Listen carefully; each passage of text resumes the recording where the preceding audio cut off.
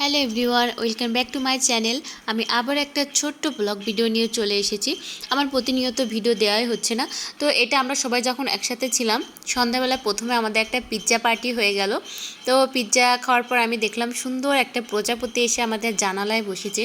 এরপরে আমাদের ছোটন ওর মামার নিউ আইফোনটা আনপ্যাক করছিল, তো আমি এটার ভিডিও করছিলাম। ফোনটা প্রথমে ও ইউজ করেছে, প্রথমে ও পাসওয়ার্ড দিছে, ওর ফেস লক দিছে, ও ভীষণ খুশি ছিল। আর সবাই মিলে কয়েকটা সেলফি তুললাম আর কি।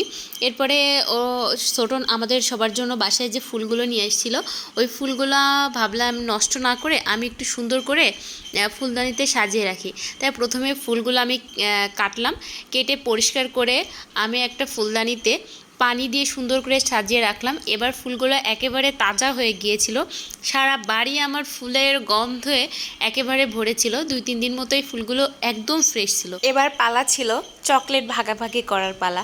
আসলে প্রতিবেশীরা, আশেপাশের আত্মীয়স্বজন সবাই জানে যখন কেউ বাইরের দেশ থেকে আসে তখন চকলেটটাই কিন্তু নিয়ে আসে, কারণ